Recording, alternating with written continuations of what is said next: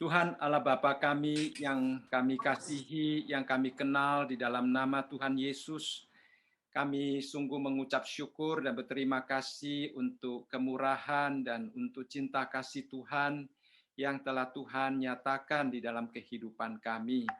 Kami bersyukur pada malam hari ini kami tetap diberikan kesempatan untuk bersama-sama mempelajari firman Tuhan.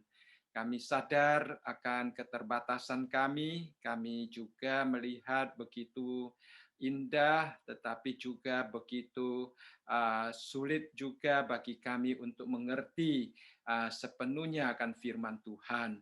Namun kami bersyukur karena Roh Kudus senantiasa berkenan untuk menerangi hati dan pikiran kami, sehingga kami dapat mengerti apa yang kami bacakan dan juga apa yang kami renungkan, serta kami bersyukur Tuhan memberikan kekuatan kepada kami untuk menerapkannya di dalam kehidupan kami hari lepas hari, supaya kami boleh menjadi terang dan garam di dalam dunia ini. Tuhan, kami juga berdoa bagi saudara-saudara kami yang mungkin sedang dalam perjalanan, sedang dalam kesibukan, ataupun mereka yang sedang mempersiapkan untuk mengikuti. Kiranya Tuhan, Engkau beserta dengan setiap saudara-saudara kami. Dimanapun mereka berada, kiranya kasih, damai sejahtera Tuhan juga menyertai mereka. Tuhan memelihara mereka keluar masuk, dan Tuhan melindungi mereka. Terima kasih Bapa, terpujilah namamu, di dalam nama Tuhan Yesus kami berdoa. Amin. Amin. Ya, selamat malam.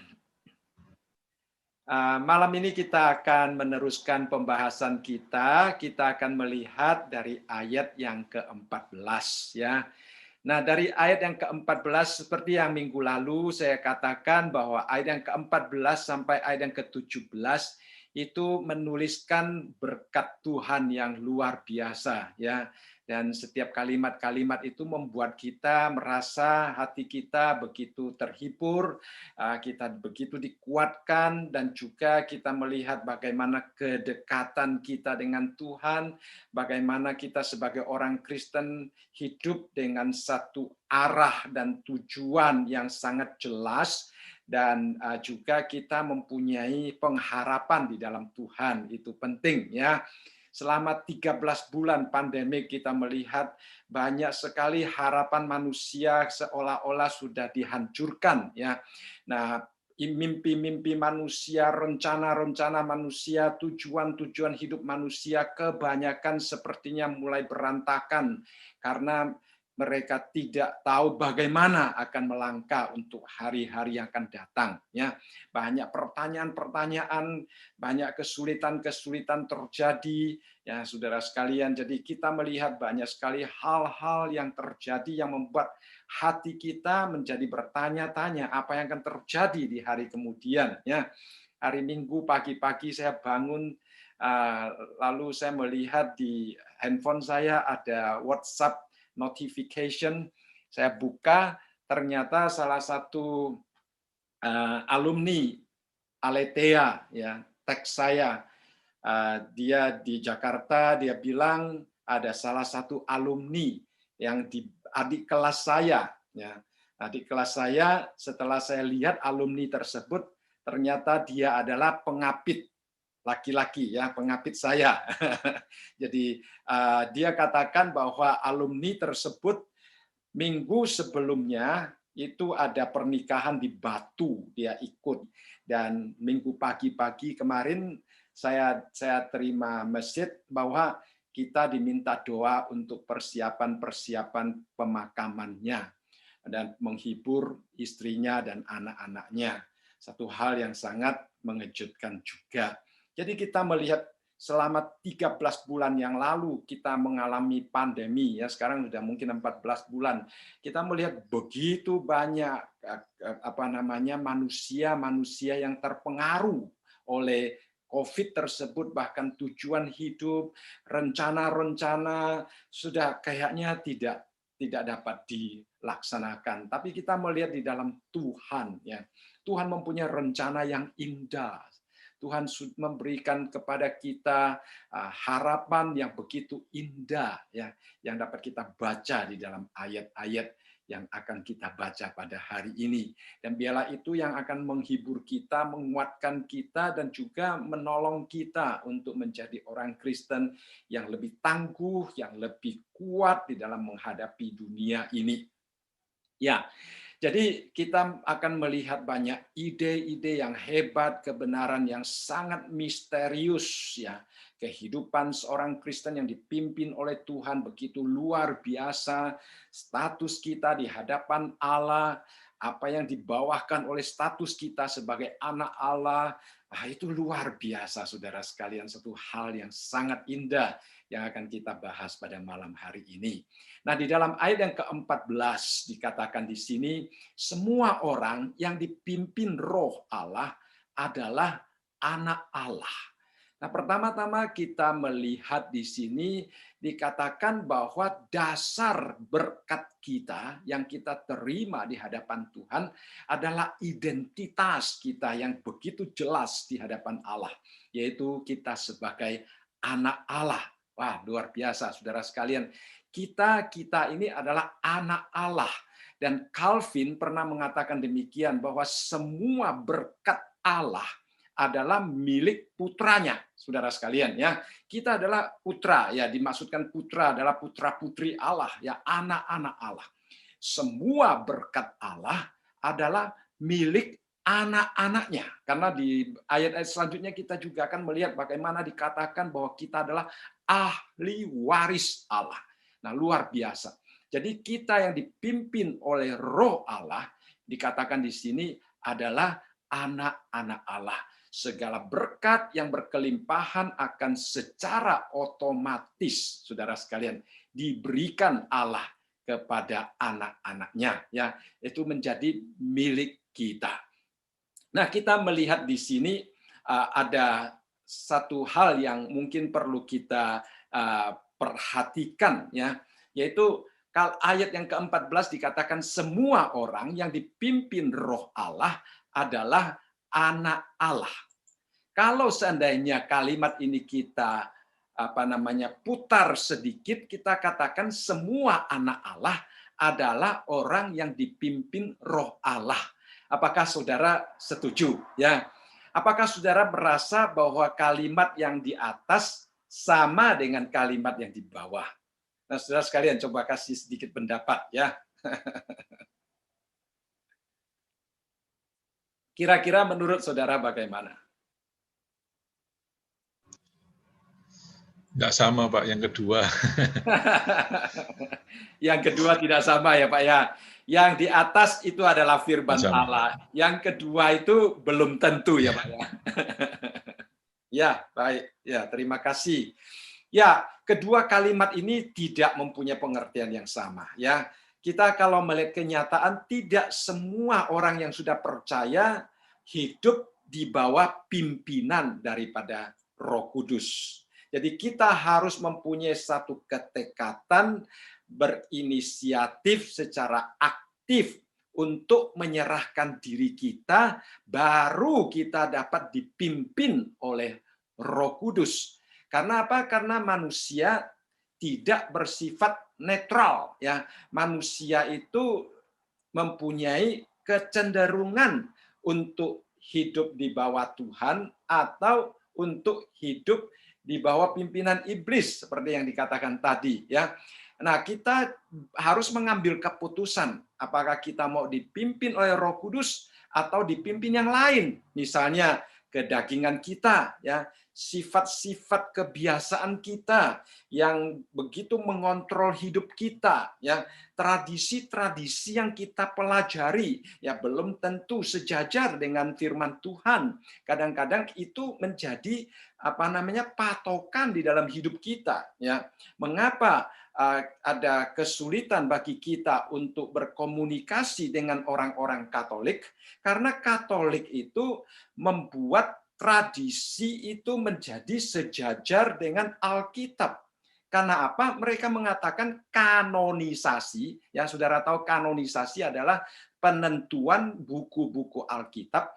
Mereka katakan kanonisasi itu dilakukan oleh para pemimpin-pemimpin gereja Jadi menurut mereka, pemimpin-pemimpin mereka juga mempunyai otoritas di atas kanonisasi itu. Sehingga menurut mereka tradisi gereja itu bisa menghakimi Alkitab, karena Alkitab terbentuk karena kanonisasi yang dilakukan di dalam tradisi gereja. Nah, di mana letak kesalahan konsepsi yang demikian? Letak kesalahannya adalah gereja, pemimpin-pemimpin gereja hanya membaca, menyelidiki, dan mempelajari mana firman Tuhan, yang buku mana bukan firman Tuhan. Tetapi firman Tuhan itu sendiri datangnya dari Tuhan yang lebih berkuasa daripada pemimpin-pemimpin gereja yang menentukan kanonisasi itu, ya. Jadi kanonisasi berbeda dengan pengilhaman firman.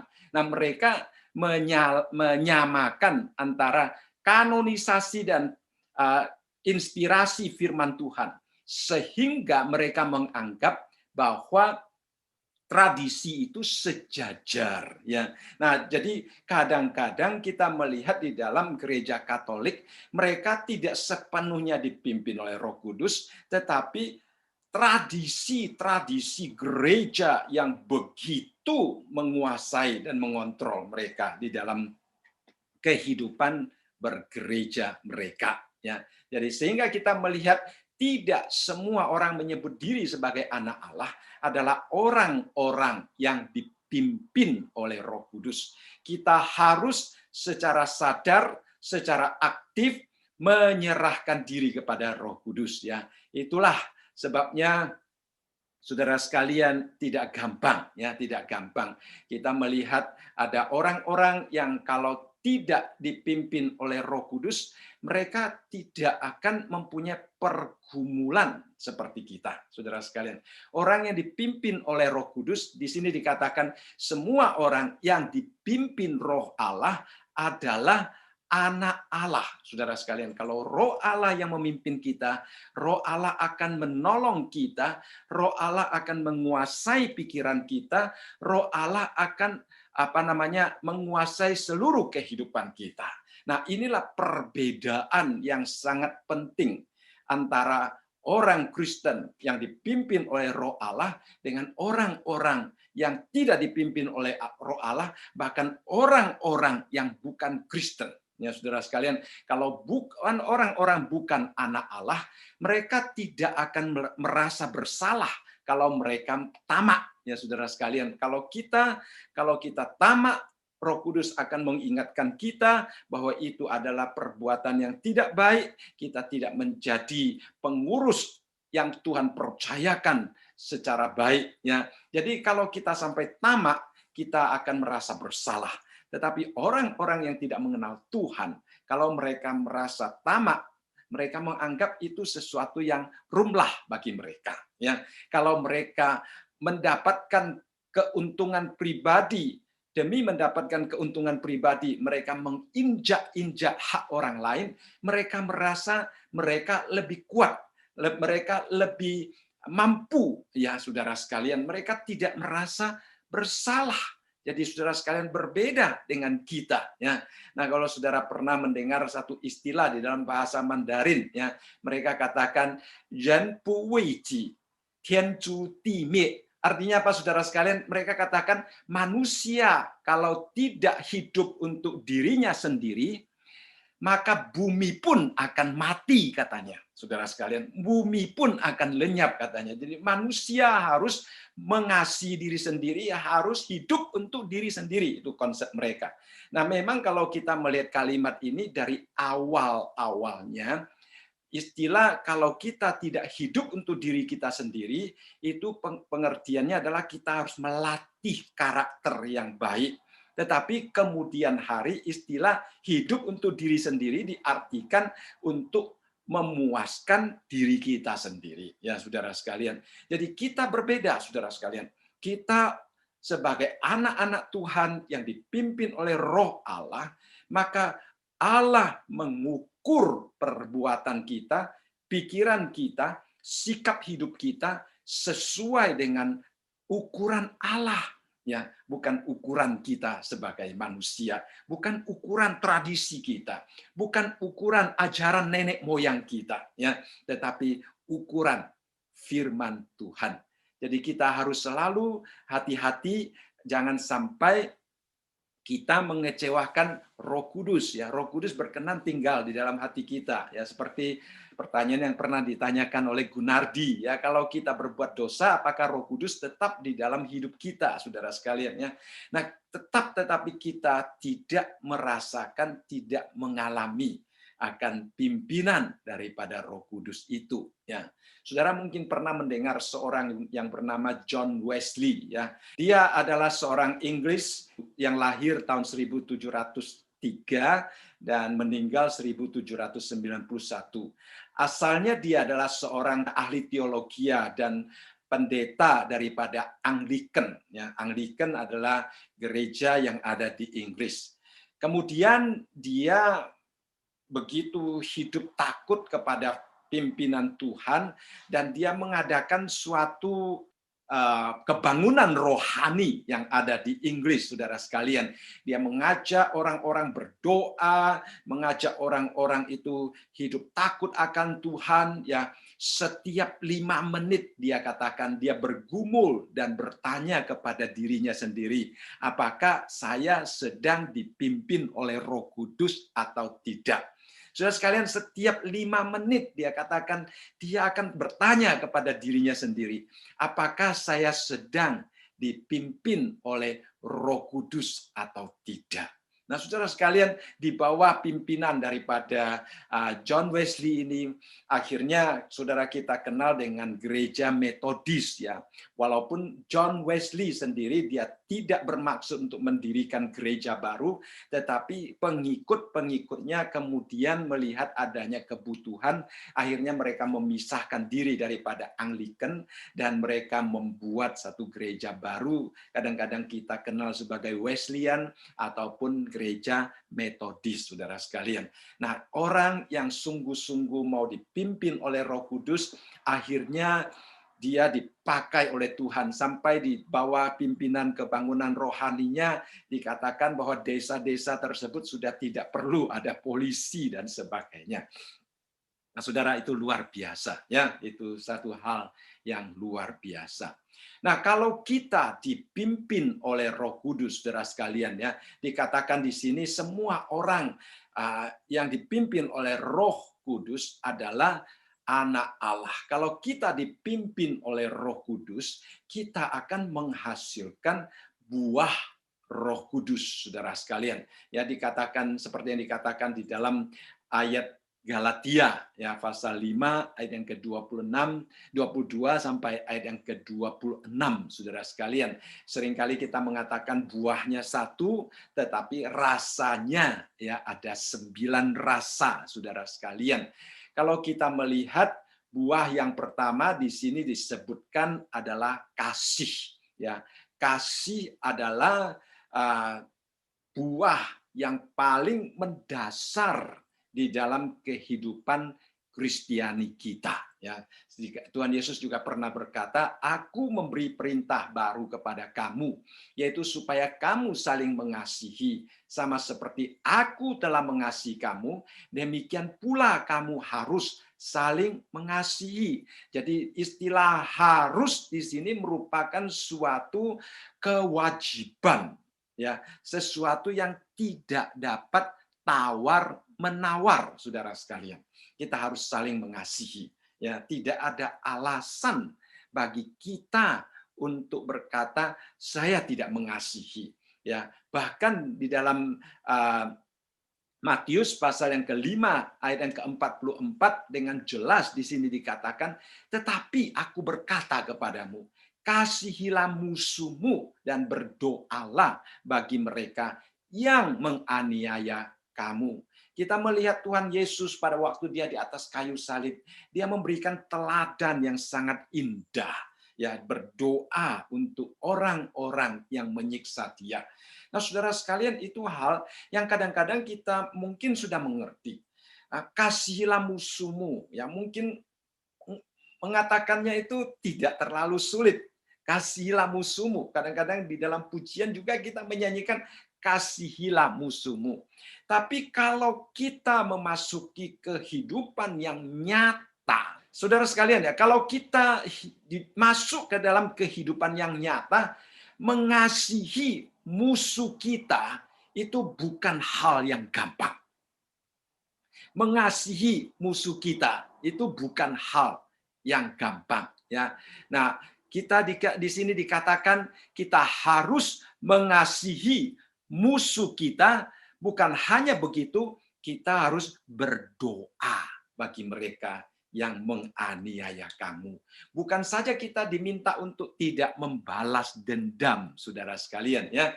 Kita bukan hanya tidak boleh membalas dendam, tetapi kita harus mengasihi mereka dan kita harus mendoakan mereka. Itu adalah sesuatu yang luar biasa. Itu tidak dapat kita lakukan dengan kekuatan diri kita sendiri. Ini adalah buah ya yang dihasilkan oleh Roh Kudus bagi orang-orang yang hidup di bawah pimpinan Roh Kudus. Kalau kita tidak hidup di bawah pimpinan Roh Kudus, saudara sekalian, kita mungkin tidak akan mengalami berkat yang luar biasa ini, saudara sekalian. Ya, kalau kita bisa mengasihi orang daripada membenci atau dendam atau mengingat-ingat kesalahan orang, itu sebenarnya adalah kebahagiaan yang terbesar di dalam hidup kita. Kalau kita mengingat-ingat kesalahan orang, kalau kita menaruh dendam terhadap seseorang yang bersalah kepada kita, itu adalah penderitaan yang terbesar, saudara sekalian. Ya, banyak orang tidak bisa tidur karena mengingat-ingat kesalahan orang lain. Padahal orang tersebut mungkin tidur dengan nyenyak, saudara sekalian. Kita yang rugi. Akhirnya karena itu mungkin kita menderita penyakit ini, penyakit itu, dan sebagainya. Kita yang rugi, saudara sekalian, kalau kita membenci orang, atau kalau kita mendendam orang, atau kalau kita mengingat-ingat kesalahan orang. Ya. Nah, kalau Roh Kudus memimpin kita, Roh Kudus akan menghasilkan kasih yang menolong kita untuk mengasihi mereka. Nah, itu luar biasa, saudara sekalian. Ya, bukan kita sendiri yang dapat melakukannya. Kemudian yang kedua dikatakan sukacita, saudara sekalian. Paulus kita tahu adalah orang yang menderita lebih daripada siapapun juga. Ya, kita bayangkan Paulus seorang yang menderita jauh lebih banyak daripada orang lain. Dia dapat berkata bahwa kita harus bersukacita senantiasa. Nah, menunjukkan bahwa dia juga hidup di dalam sukacita, saudara sekalian. Nah, apakah penderitaan ataupun apakah sikap-sikap orang yang jahat terhadap dia tidak mempengaruhi dirinya? Iya, saudara sekalian. Mengapa? Karena hatinya sudah dibungkus oleh kasih Allah, kasihnya sudah dibungkus oleh kuasa Roh Kudus, sehingga serangan-serangan secara fisik tidak dapat menyentuh hatinya. Karena Roh Kudus yang begitu menguasai dia. Nah, kalau kita dipimpin oleh Roh, saya percaya kita juga demikian, saudara sekalian.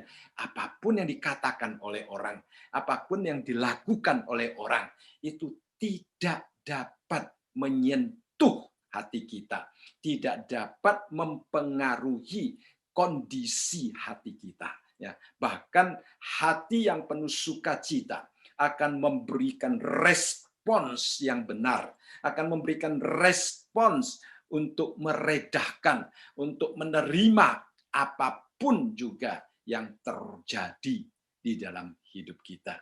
Jadi saudara sekalian, ya di sini dikatakan sukacita itu adalah buah daripada Roh Kudus. Kalau hati kita ada sukacita, itu akan terekspresikan melalui wajah kita, melalui gerakan-gerakan tubuh kita. Ya, orang-orang lain akan mendengarkan kegembiraan Anda dalam kata-kata yang Anda ucapkan. Ya, kegembiraan hati akan membuat langkah kita tidak berat, tidak lambat, tetapi santai dan penuh bahagia, saudara sekalian. Ya, jadi kita bersukacita karena kita dipimpin oleh Roh Kudus, kita bersukacita karena kita menerimanya sebagai buah daripada Roh Kudus. Jadi Paulus berkata, bersukacitalah senantiasa, bukan dengan kekuatan sendiri, tetapi di dalam Tuhan, saudara sekalian. Ya, sukacita senantiasa bukan hal yang gampang, ya, karena banyak hal terjadi. Pandemi yang 13 bulan yang lalu, 14 bulan yang lalu, saudara sekalian, membuat banyak orang kehilangan sukacita, saudara sekalian. Ya, tetapi sebagai anak Tuhan dikatakan di sini kita bersukacita bukan hanya senantiasa, tetapi kita juga bersukacita di dalam pengharapan. Karena itu adalah pengharapan yang Tuhan berikan kepada kita. Puji Tuhan, saudara sekalian, ya, kita menerima sukacita yang luar biasa. Lalu kemudian kita melihat damai sejahtera, ya, damai sejahtera yang merupakan hasil buah Roh Kudus. Juga Tuhan Yesus pernah berkata di dalam Yohanes pasal yang ke-14 ayat yang ke-27. Ya, Tuhan Yesus berkata, damai sejahtera ku tinggalkan bagimu. Ya, damai sejahteraku ku berikan kepadamu. Dan apa yang kuberikan tidak seperti yang diberikan oleh dunia kepadamu. Janganlah gelisah dan gentar hatimu. Ternyata ada satu perbedaan antara damai yang kita terima dari Tuhan dengan damai yang diberikan oleh dunia. Perbedaannya di mana, saudara sekalian? Kalau kita melihat damai yang diberikan oleh dunia sangat dipengaruhi oleh situasi dunia. Ya, kalau dunia menyenangkan, hati kita damai. Dunia tidak menyenangkan, hati kita gelisah, saudara sekalian. Itu adalah damai yang diberikan oleh dunia. Tetapi lain kalau kita menerimanya daripada Tuhan Yesus. Ya, damai yang Tuhan Yesus berikan kepada kita tidak dipengaruhi oleh situasi dan kondisi apapun juga. Karena Roh Kuduslah yang bekerja di dalam hati kita. Ya. Nah, Daud dia pernah juga berdoa bagi Yerusalem, ya, berdoa bagi bait Allah pada waktu itu seperti yang tercatat di dalam Mazmur pasal yang ke-127. Dia katakan berdoalah untuk kesejahteraan, ya, damai sejahtera daripada Yerusalem. Biarlah orang-orang yang mencintaimu mendapat sentosa. Biarlah kesejahteraan ada di lingkungan tembokmu dan sentosa di dalam purimu. Nah, hari ini sebagai orang Kristen, kita juga selalu berdoa bagi gereja kita, saudara sekalian. Berdoa bagi gereja kita. Kiranya kesejahteraan Allah ya kita diberikan kepada gereja kita. Dan biarlah setiap umat Tuhan yang bersama-sama dengan kita beribadah di dalam gerejanya itu mendapatkan sentosa, saudara sekalian, mendapatkan damai yang sejati, saudara. Doakan terus, saudara sekalian, untuk gereja saudara. Berdoa untuk tempat kerja saudara, ya, berdoa untuk tempat kerja saudara, supaya setiap orang mengenal Tuhan, supaya setiap orang juga dipimpin oleh Roh Kudus, sehingga mereka juga menerima damai sejahtera yang sesungguhnya. Nah, berdoa bagi anggota keluarga kita, saudara sekalian, agar supaya Roh Kudus boleh memimpin mereka, setiap anggota keluarga kita, sehingga mereka juga boleh menikmati damai sejahtera daripada Tuhan. Ya, doa saudara sekalian, jangan putus asa, jangan ragu-ragu, saudara. Tuhan akan memberkati kita, Tuhan akan memberkati gereja kita, Tuhan akan memberkati keluarga kita. Kemudian kita melihat ketiga buah roh yang disebutkan di sini adalah kesabaran, kemurahan, dan kebaikan. Ya, jadi kesabaran, kemurahan, kebaikan ini adalah hubungan antara diri kita sendiri dengan orang lain. Kalau yang pertama kasih, ya kita hubungan dengan orang lain juga, tetapi juga hubungan kita dengan Tuhan. Kasih Tuhan melimpah di dalam hidup kita sehingga meluap di dalam hidup kita.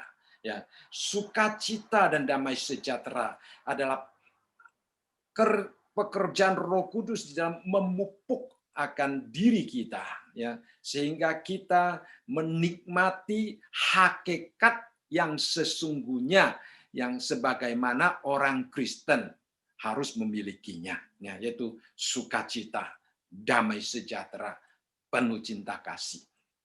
Kemudian kesabaran, kemurahan, kebaikan, saudara sekalian, itu adalah pekerjaan Roh Kudus dalam hubungan kita dengan orang lain. Ya. Menjadi orang sabar tidak gampang, saudara sekalian. Tetapi kesabaran kita bisa juga mempengaruhi orang lain. Ya, kesabaran kita bisa menolong hubungan kita dengan orang lain menjadi lebih indah, lebih baik, lebih menyenangkan, saudara sekalian, ya. Nah, kalau coba kita melihat kalau kita nyetir, ya saudara sekalian, kalau kita berada di persimpangan, saudara sekalian, waktu kita sedang membawa mobil, kita berada di persimpangan empat jurusan, ada stop sign, saudara sekalian, ya. Kalau kita berebutan untuk jalan dulu, mungkin kita akan menjadi tegang, saudara sekalian. Ya, kalau saudara sudah tahu saudara yang datang duluan, tetapi orang lain tidak stop penuh lalu jalan, saudara sekalian, ya. Nah, apalagi kalau kita sudah jalan dan hampir terjadi sesuatu kejadian, saudara akan menjadi kesal, saudara sekalian, ya. Tetapi kalau seandainya kita walaupun sudah berdiri di sana, sudah berhenti di sana, kita dengan sabar mempersilakan orang itu untuk jalan. Nah, orang itu jalan kemudian mengucapkan terima kasih kepada kita. Saudara, saya percaya bahwa kita dan dia juga akan merasa lega, senang, damai, saudara sekalian. Jadi kesabaran itu bisa mempengaruhi hati kita, juga bisa mempengaruhi orang lain. Nah, kemurahan adalah suatu kemampuan untuk memaafkan orang lain, saudara sekalian. Bermurah hati, ya, menerima orang lain sebagaimana adanya dia. Walaupun orang lain pernah bersalah terhadap kita, kita tetap menerima orang tersebut. Nah, kebaikan adalah memperlakukan orang lain dengan baik, supaya orang lain merasa dihormati, supaya orang lain merasa hak asasinya dihormati, dan sebagainya. Ya, jadi saudara sekalian, ketiga hal ini adalah hubungan kita dengan orang lain, ya, yang dapat kita tunjukkan baik di dalam kehidupan kita sebagai anak-anak Tuhan. Nah, perasaan umum daripada masyarakat, khususnya orang-orang bukan Kristen, selalu menganggap orang-orang Kristen mempunyai karakteristik yang demikian, saudara sekalian. Ya, nah kita belajar, saudara sekalian. Lalu kita selalu bertanya, apakah benar, saudara sekalian, ya, saya memilikinya, ya, memiliki kesabaran, memiliki kemurahan, memiliki kebaikan, ya. Kita harus selalu mengintrospeksi diri kita. Seperti John Wesley, dia bertanya kepada dirinya sendiri, apakah saya dipimpin oleh Roh Kudus setiap 5 menit, saudara sekalian? Setiap 5 menit dia akan mengingatkan dirinya sendiri, dia katakan begitu, ya. Itu adalah hal yang sangat penting. Kemudian kita melihat 3 karakteristik yang terakhir daripada buah roh, itu adalah kesetiaan, kelemah lembutan, dan penguasaan diri. Ini merupakan syarat bagi kita untuk menjadi orang yang saleh di hadapan Allah, ya, untuk supaya kita semakin menyenangkan hati Tuhan, di dalam hidup kita, ya. Nah, arti asli daripada kesetiaan adalah suatu sikap hidup, suatu perbuatan ataupun suatu karakter yang dapat diandalkan, ya, yang dapat dipercayai, yang dapat diserahi. Nah, kepercayaan itu, saudara sekalian, ya. Jadi lemah lembut adalah orang yang tidak gampang disakiti hatinya, ya. Jadi seperti barang yang lembut, ya, tidak gampang dipatahkan, tidak gampang untuk dihancurkan. Barang yang lembut ditusuk juga tidak akan gampang untuk rusak dan sebagainya, saudara sekalian. Saya ingat waktu kami baru pindah ke sini tidak berapa lama, kemudian sink kami, ya, tempat cuci kami itu tersumbat, saudara sekalian. Lalu kemudian saya memanggil orang untuk untuk estimate, ya, berapa. Lalu dia datang, dia bilang dia datang estimate, dia bantu untuk melancarkan, harganya 100 lebih katanya, ya, $100 lebih. Lalu kita panggil, dia datang, dia bersihkan, lancar, saudara sekalian. Tapi dia katakan di dalam pipa itu ada minyak katanya, ya. Minyak itu lembut katanya, ya. Walaupun sekarang sudah dikasih kayak pipa untuk menembuskan minyak itu, tapi minyak itu tidak terluka, dia hanya melebar dan kemudian lama-lama dia akan kembali lagi katanya, melekat lagi dan akan tersumbat lagi. Lalu dia katakan kalau mau dibersihkan itu 1.000 lebih, saudara. Dia katakan begitu. Akhirnya saya cari-cari bahan di Home Depot, saya dapat bahan yang bisa membakar akan minyak tersebut, ya, saudara.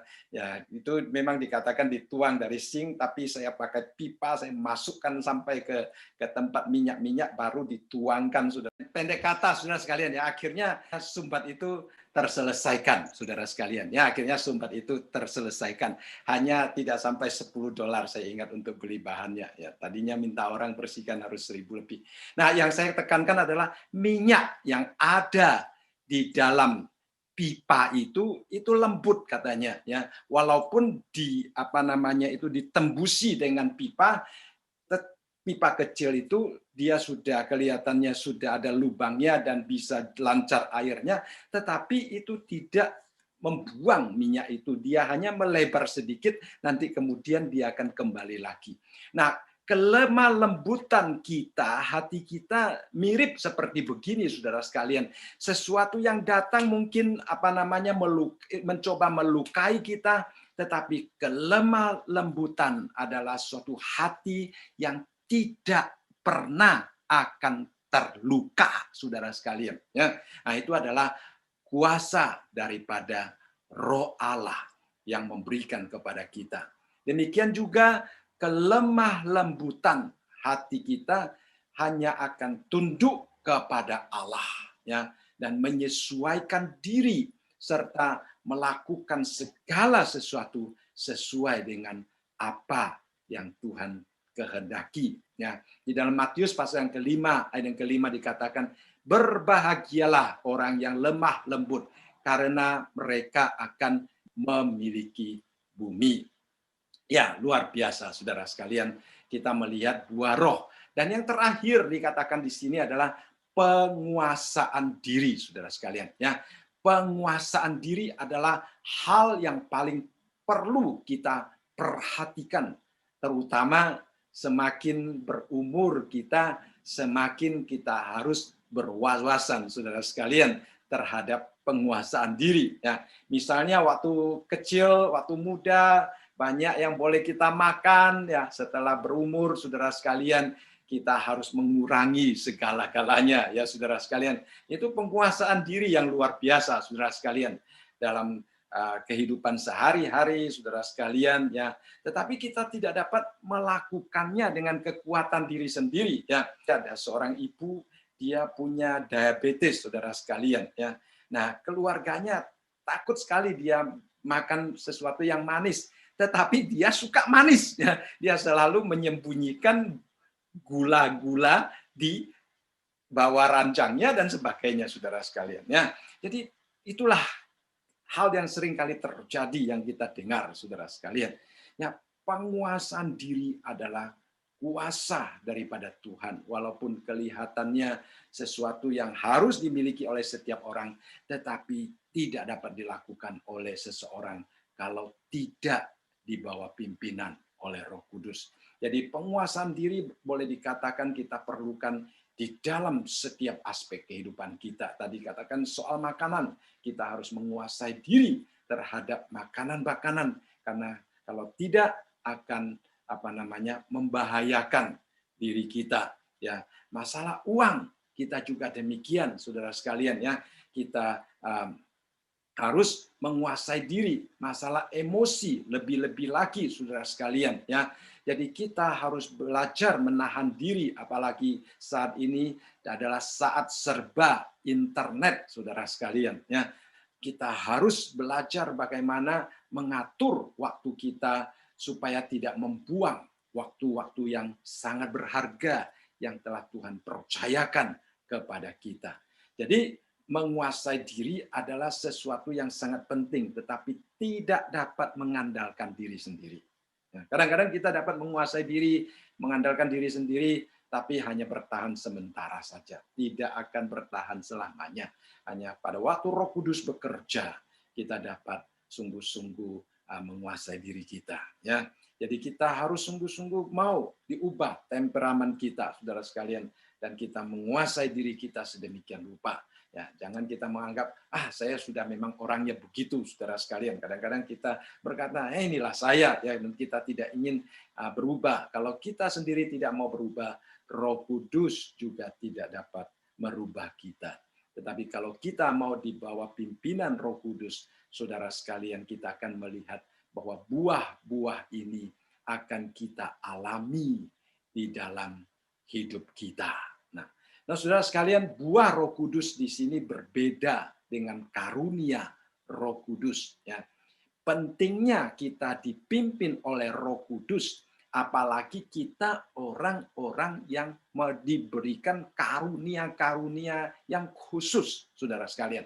Kalau kita diberikan karunia-karunia yang khusus, kita tidak mau dipimpin oleh Roh Kudus, kita tidak menghasilkan buah Roh Kudus di dalam diri kita, maka karunia itu mungkin bisa disalahgunakan.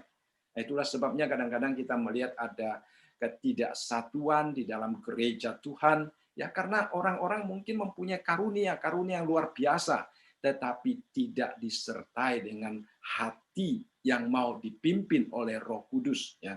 Sehingga yang satu minta diikuti dengan yang lain. Ada orang berkata, ya, selalu kita bertanya, apakah saya yang bersehati dengan engkau atau engkau yang bersehati dengan saya, katanya.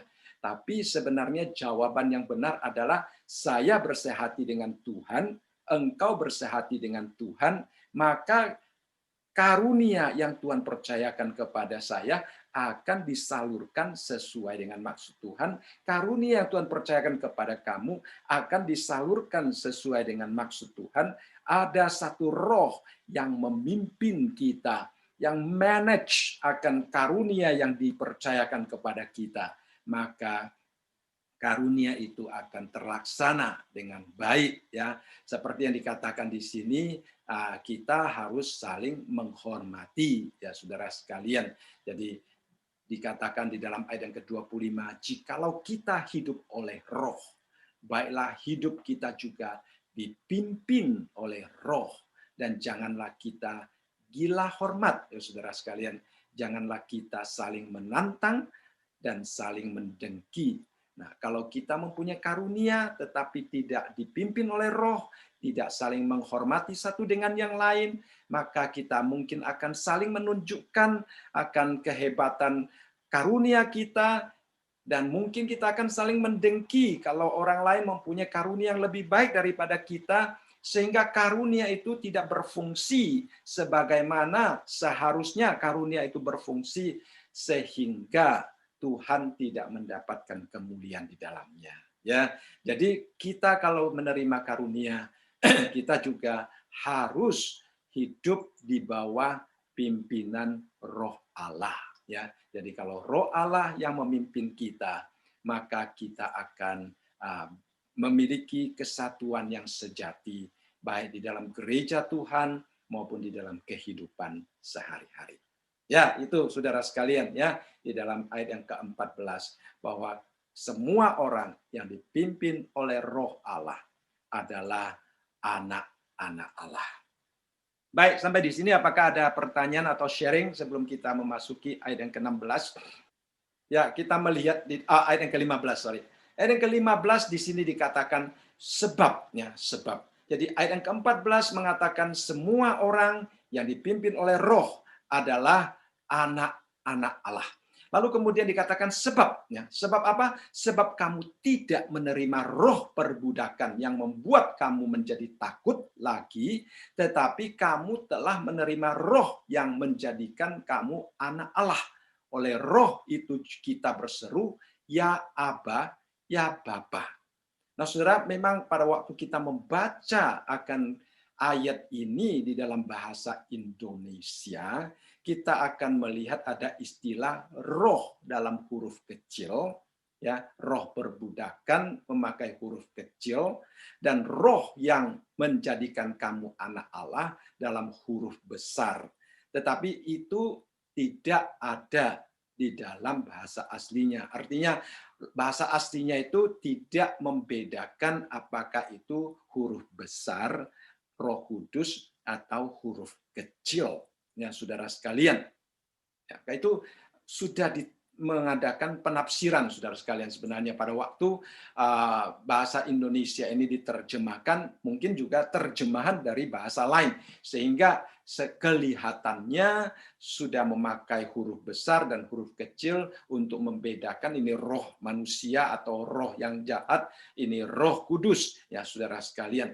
Tapi kalau kita membaca di dalam bahasa aslinya, tidak demikian, saudara. Saya ingin mengajak saudara sekalian untuk mencoba melihat sedikit tentang bahasa aslinya. Ya, kadang-kadang kita perlu membandingkan dengan terjemahan Alkitab dalam bahasa yang lain, tapi kadang-kadang juga bisa menolong kita kalau kita membaca interlinear daripada Alkitab bahasa Indonesia. Ya, saudara.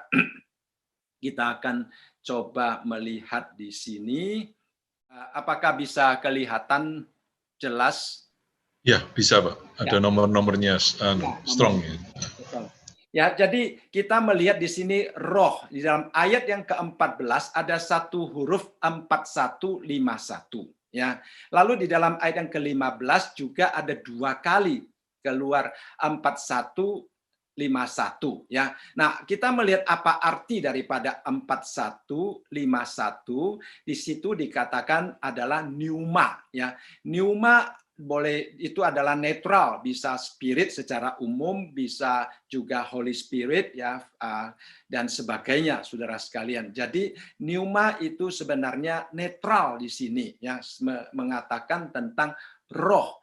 Nah, kalau kita melihat di dalam ayat yang ke-14, di situ kita dengan jelas mengetahui itu roh Allah, karena di belakang pneuma ini ada huruf Allahnya. Ya, 2316 itu adalah Allah, ya, Allah sendiri, Theos, saudara sekalian. Ya, jadi Allah sudah dengan jelas dikatakan di sini bahwa itu adalah roh Allah. Tetapi di dalam ayat yang ke-15 ada dua kali 4151 ya, itu tidak mengatakan apakah itu roh Allah atau bukan, cuma di belakangnya ada istilah perbudakan. Ya, istilah perbudakan. Ya, yang jelas roh perbudakan bukan roh Allah. Ya, bukan Roh Kudus maksudnya. Jadi dalam bahasa Indonesia diterjemahkan dengan huruf kecil. Kemudian yang kedua dipakai huruf besar karena dikatakan di sini roh yang menjadikan kamu anak. Nah, saudara, kalau kita melihat bahasa aslinya nomor-nomor ini ya, yang menjadikan kamu anak itu diulang, saudara sekalian ya. Sebenarnya di dalam bahasa aslinya itu huruf ini cuma satu, bukan dua, ya, bukan dua. Artinya apa, saudara sekalian? Kita melihat di sini artinya adalah adoption, ya, adoption. Jadi diangkat menjadi anak. Roh yang mengangkat kita menjadi anak, roh anak yang diangkat gitu. Roh anak sebenarnya. Jadi kalau kita melihat di sini roh perbudakan, roh anak, saudara sekalian ya. Ini sekali lagi diulang ya. Dan istilah Allah tidak ada di dalamnya. Ya. Dan istilah Allah tidak ada di dalamnya. Lalu dikatakan di sini oleh roh itu, nah di sini pakai huruf besar lagi.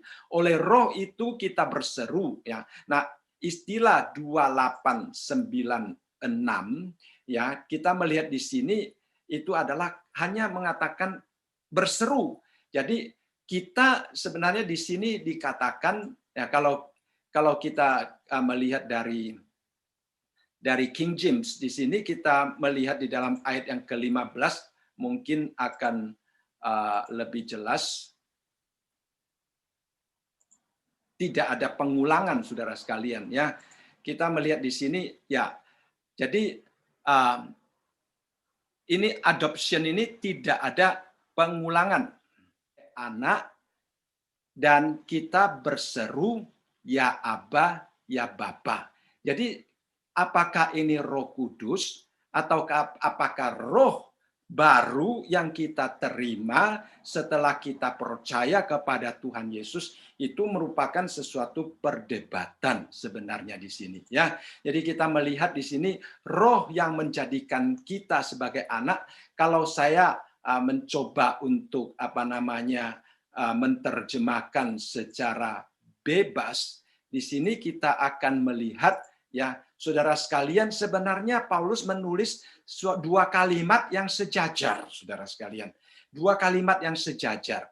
Kalimat yang pertama, sebab kamu tidak menerima roh perbudakan yang membuat kamu menjadi takut lagi, tetapi kamu terima roh anak adopsi yang membuat kamu berseru, ya Aba, ya Bapa. Ya, jadi kalimat yang pertama itu sejajar dengan kalimat yang ketiga. Ya, saudara sekalian, ini adalah surat yang ditulis dalam syair, dalam bentuk pujian, saudara sekalian. Sehingga indah kalau kita melihat di dalam bahasa aslinya. Ya. Jadi yang kedua, kalimat kedua itu sejajar dengan kalimat keempat, saudara sekalian. Jadi kalimat yang pertama menekankan tentang roh perbudakan dan roh anak. Kalimat yang kedua dan keempat menekankan bahwa kita tidak takut. Ya, kalau roh perbudakan adalah takut dan roh anak berseru, ya Aba, ya Bapa. Ya, itu sebenarnya di dalam ayat yang ke-15 ya. Jadi belum tentu itu adalah Roh Kudus ya, tetapi roh yang kita terima daripada Tuhan ya. Jadi roh yang kita terima daripada Tuhan pada waktu kita percaya. Karena apa? Tadinya roh dikatakan di sini roh perbudakan karena kita pernah memperbudakkan diri kepada baik hukum Taurat maupun kepada dosa, sehingga kita hidup di dalam ketakutan. Dan sekarang roh kita adalah roh anak, sehingga kita tidak hidup di dalam ketakutan, melainkan kita boleh berseru, ya Aba, ya Bapa. Ya, jadi ya Aba, istilah Aba itu adalah bahasa Aram, ya, bahasa Aram yang juga artinya adalah Bapa, dan istilah Bapa di sini adalah pater ya, di dalam bahasa Yunani ya, itu artinya Bapa juga. Sebenarnya di sini pengulangan yang satu dalam bahasa Aram, karena pada waktu itu orang-orang sekitar juga banyak yang memakai bahasa Aram, seperti hari ini bahasa Inggris menjadi bahasa yang umum ya. Jadi mengapa Paulus menulis demikian? Karena Tuhan Yesus pernah menyebut Bapa, ya Aba, ya Bapa dengan cara yang demikian. Ya, jadi kita melihat di sini Rasul Paulus juga menggunakan cara yang sama, saudara sekalian. Sekali lagi, roh perbudakan. Kita pernah memperbudakkan diri, saudara sekalian. Ya, di dalam Galatia pasal yang keempat, ayat yang ke-7 sampai ke-8 dikatakan, jadi kamu bukan lagi hamba, melainkan anak. Ya, ini sama sebenarnya. Roh hamba dan roh anak. Kamu bukan lagi hamba, kamu adalah anak. Jikalau kamu anak, maka kamu juga ahli-ahli waris oleh Allah. Dahulu ketika kamu tidak mengenal Allah, kamu memperhambakan diri kepada Allah-Allah yang pada hakikatnya bukan Allah. Jadi saudara sekalian, kita melihat di sini ya. Jadi kalau dikatakan roh perbudakan, nah di dalam ayat ini dikatakan itu dahulu, saudara sekalian. Sehingga di sini ada istilah tidak menjadi yang membuat kamu takut lagi. Ada istilah lagi. Dulu kita takut, saudara sekalian. Mengapa dulu kita takut? Karena kita adalah hamba dulunya, saudara sekalian ya. Dulu kita adalah hamba. Hamba siapa? Hamba kepada Allah-Allah yang pada hakikatnya dikatakan di sini bukan Allah.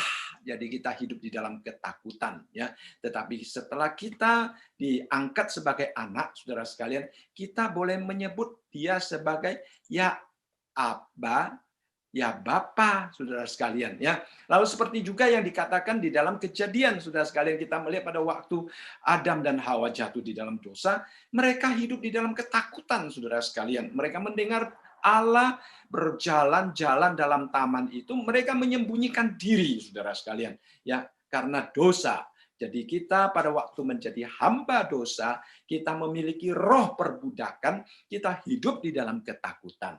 Tetapi saat ini kita memiliki roh adopsi sebagai anak, maka kita boleh menyebut Allah sebagai Bapa kita. Nah, istilah adopsi di sini ada orang mengatakan mengapa ditekankan istilah adopsi? Ya, untuk saat itu katanya saat itu sesuatu yang sangat umum bagi orang-orang Romawi ya di abad-abad pertama pada waktu mereka mengangkat seseorang, orang yang diadopsi itu juga mempunyai hak penuh seperti anak-anak kandung yang lain. Ya, saudara sekalian. Dan yang kedua, memang kenyataan kita diangkat menjadi anak, saudara sekalian ya. Di dalam Yohanes pasal yang pertama yang ke-12 dikatakan, tetapi semua orang yang menerimanya diberinya kuasa untuk supaya menjadi anak-anak Allah. Ya, saudara sekalian, jadi diberinya kuasa itu sebenarnya sama dengan diadopsi menjadi anak, saudara. Jadi kita memiliki roh adopsi sebagai anak, sehingga kita memanggil Allah sebagai Bapa kita. Ya, dalam Galatia pasal yang ketiga yang ke-26 juga dikatakan, sebab kamu semua adalah anak-anak Allah karena iman, saudara sekalian ya, karena iman, bukan karena dilahirkan. Kalau kita melihat di dalam Alkitab pernah mengatakan Yesus adalah engkau dilahirkan, ya, karena itu adalah kita tidak tahu istilahnya bagaimana, itu adalah antropomorfis untuk menggunakan pengertian manusia untuk menjelaskan bagaimana hubungan khusus antara Allah dan Kristus. Dan kalau kita diangkat menjadi anak Allah. Jadi itu penting sekali. Nah, saudara sekalian, ayat-ayat itu juga sejajar dengan di sini. Kita tidak menerima roh dunia, tetapi roh yang berasal dari Allah, supaya kita tahu apa yang dikaruniakan Allah kepada kita. Di dalam 1 Timotius pasal yang pertama yang ke-7 juga dikatakan, sebab Allah memberikan kepada kita roh bukan ketakutan, melainkan roh yang membangkitkan kekuatan, kasih, dan ketertiban, ya saudara sekalian. Jadi kita melihat di sini ya, yang dimaksudkan dengan roh di dalam ayat yang ke-15 adalah roh yang kita terima daripada Tuhan. Nah, roh anak itu adalah suatu karakteristik karakter, ya, suatu status yang kita terima pada waktu kita percaya dan benar-benar diselamatkan. Ya, saudara sekalian, pengenalan kita secara benar tentang roh kita akan menghasilkan mentalitas yang berbeda di dalam hidup kita. Ya, jadi pengenalan kita. Kalau kita masih mengenal diri kita, menerima roh perhambaan, itu akan menghasilkan mentalitas hidup yang berbeda dengan kalau kita sungguh-sungguh mengenal diri kita yang mempunyai roh anak Allah. Karena itu adalah sesuatu yang sangat penting yang akan mempengaruhi cara kita memandang diri kita sendiri, mempengaruhi cara kita untuk membawa diri kita dan sebagainya. Ya, sikap hidup seorang anak sangat berbeda dengan sikap hidup seorang hamba, saudara sekalian. Ya, nah kadang-kadang kita karena tidak terlalu mengenal diri kita sebagai anak di mata Allah, maka kita gampang menempatkan diri kita seolah-olah sebagai yang konsep hamba, hidup di dalam ketakutan, saudara sekalian. Ya, nah, kita hidup di dalam ketakutan seolah-olah Allah itu Tuhan yang ganas. Kalau kita lupa berdoa akan dihukum, kalau kita melakukan ini lupa atau salah dan sebagainya, tidak baca Alkitab akan dihukum dan sebagainya. Saudara, kadang-kadang konsepsi yang demikian bisa muncul di dalam diri kita. Nah, itu adalah konsep yang masih lama kita hidup di dalam ketakutan. Kita masih dikuasai oleh konsep perhambaan. Tetapi bukan demikian, saudara sekalian, perbudakan. Bukan, kita adalah anak, ya saudara sekalian. Allah memandang kita sebagai anak. Ya, jadi kita hidup sebagai seorang anak di hadapan Allah. Itu adalah sesuatu yang sangat indah, ya, sangat mulia, saudara sekalian. Kemudian di dalam ayat yang ke-16 dikatakan roh itu bersaksi bersama-sama dengan roh kita, ya, bahwa kita adalah anak-anak Allah. Ya, nah tentunya kita tahu di sini Roh Kudus, saudara sekalian. Kalau kita kembali melihat akan interlinear daripada Alkitab tadi, kita melihat di sini roh itu, saudara sekalian, ya. Di dalam bahasa Indonesia punya apa namanya, ini mungkin salinan, ya salinan bahasa Indonesia ada satu kalimat yang kelihatannya hilang. Kalau kita kembali kepada ayat yang ke-16 daripada salinan yang lain, sebentar. Di dalam ayat yang ke-16 di sini ada satu istilah otos, saudara sekalian, ya. Tapi dalam bahasa Indonesia diterjemahkan. Kalau di dalam salinan daripada bahasa aslinya yang lain itu ada, ya, istilah otos, saudara sekalian. Kalau kita melihat di sini, ya sekalian, saudara, ho pneuma otos, saudara sekalian. Otos itu adalah roh itu sendiri. Nah, kita mungkin bertanya, roh ini roh yang mana, ya saudara sekalian, ya. Jadi kalau kita kembali ke sini, pengertian saya, roh ini menunjuk kepada roh Allah, saudara sekalian. Roh ini menunjuk kepada roh Allah yang ada di dalam ayat yang ke-14. Kemudian yang di sini roh kita itu adalah roh yang kita terima setelah kita percaya kepada Tuhan Yesus, bahwa roh yang kita terima ini adalah roh anak. Jadi Roh Kudus dan roh kita yang sudah diperbaharui akan bersaksi bahwa kita adalah anak-anak Allah. Ya, jadi itu indah sekali, saudara sekalian, ya. Ada Roh Kudus yang bersaksi, juga ada apa namanya, Roh Allah yang ada roh kita yang bersaksi tentang keberadaan kita sebagai anak-anak Allah. Nah, kalau kita adalah anak-anak Allah, saudara sekalian, anak adalah satu realita yang luar biasa, saudara sekalian. Nah, iblis suka membuat kita ragu-ragu tentang keberadaan kita, status kita, supaya kita mencurigai diri kita sendiri. Apakah Allah mengasihi saya? Kalau kita tahu kita adalah anak, kita tidak akan dikuasai oleh si jahat. Kita tidak akan dibohongi oleh si jahat, saudara sekalian. Iblis selalu memakai cara yang sama seperti pada waktu dia mencobai Adam dan Hawa, khususnya Hawa. Kita melihat di sini ya. Di dalam Kejadian pasal yang ketiga dikatakan, tetapi ular itu berkata kepada perempuan itu, sekali-kali kamu tidak akan mati, tetapi Allah mengetahui bahwa pada waktu kamu memakannya, matamu akan terbuka dan kamu akan menjadi seperti Allah, tahu tentang yang baik dan yang jahat. Nah, maksudnya iblis adalah Tuhan tidak mau kamu menjadi sama seperti dia, maka dia melarang kamu memakannya. Saudara sekalian, kadang-kadang iblis juga memakai cara yang sama untuk datang kepada kita, ya, untuk mencobai kita supaya kita mencurigai kasih Allah, ya, saudara sekalian. Tapi sebenarnya kalau kita adalah anak Allah, kita mempunyai hak istimewa, kita mempunyai posisi istimewa di mata Tuhan. Ya, saya ingat waktu dulu saya pernah, kalau tidak salah ya, saya pernah khotbah di GKI San Francisco memberikan perumpamaan ini. Ya, ada seorang bapak membawa anaknya pergi makan es krim, saudara sekalian. Ya, lalu papanya memesan es krim yang satu, anaknya memesan es krim yang lain, saudara sekalian.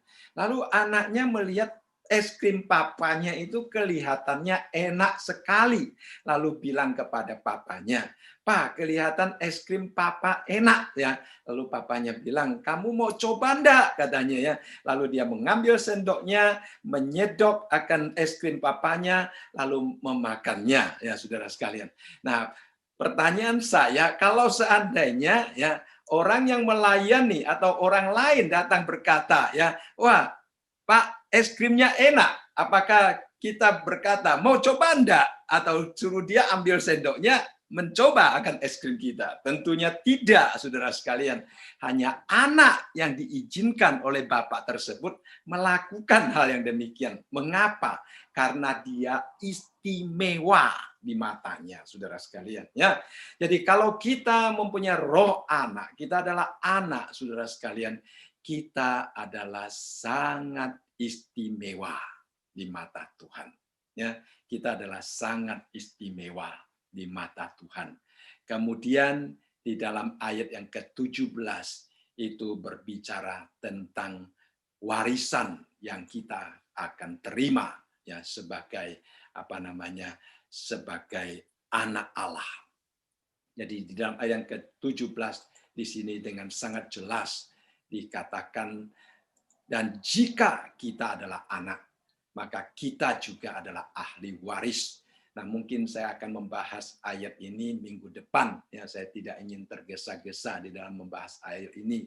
Juga waktu kita sudah hampir habis, saudara sekalian. Ya, ahli waris ini jangan kita lewatkan terlalu cepat karena ini adalah sesuatu yang sangat berharga, ya saudara sekalian, yang sangat indah. Kita akan bahas coba minggu depan. Baik, ada pertanyaan atau sharing, saudara sekalian? Tadi ada kata-kata adopsi ya Pak ya. Berarti memang kita diadopsi sebagai anak oleh Allah karena darah Tuhan Yesus. Ya. Jadi kita memang hidup sekarang ini sudah menggunakan nama keluarga Allah istilahnya gitu. Betul. Ya. Jadi kita tidak takut lagi gitu ya. Ya. Dan istilah adopsi itu sebenarnya mempunyai bobot yang sama dengan anak kandung di zaman itu. Ya. Baik, terima kasih. Ya, kalau tidak ada kita akan masuk dalam doa ya. Tuhan, kami sungguh bersyukur walaupun manusia pernah satu masa melanggar hukum-Mu dan meninggalkan Engkau, bahkan kami sendiri juga pernah hidup jauh daripada Tuhan. Tetapi Engkau begitu mengasihi kami dan mengangkat kami sebagai anak-anak Tuhan dan memberikan kami Roh Kudus yang boleh menuntun hidup kami sehingga hidup kami boleh menghasilkan kasih, sukacita, damai, sejahtera yang Roh Kudus berikan kepada kami. Kami juga boleh mempunyai kebaikan, kemurahan. Kami juga boleh Tuhan sungguh-sungguh menguasai diri kami di dalam situasi yang bagaimanapun juga. Tuhan, pada waktu kami membayangkan akan karakter yang begitu indah yang boleh kami miliki saat ini, Tuhan, kami kadang-kadang merasa sungguh luar biasa Tuhan, karya Tuhan di dalam hidup kami, sehingga kami menjadi orang yang sedemikian rupa. Dan biarlah kami boleh terus menghargai akan pimpinan Roh Kudus di dalam hidup kami, sehingga kami semakin merasakan buah Roh itu di dalam setiap aspek kehidupan kami. Terima kasih Bapa untuk kemurahan, untuk cinta kasih Tuhan yang begitu besar, yang mengangkat kami sebagai anak-anak Tuhan. Dan tolonglah kami Tuhan untuk selalu hidup begitu dekat dengan Tuhan. Terima kasih Bapa, terpujilah namamu. Di dalam nama Tuhan kami Yesus Kristus kami berdoa. Amin.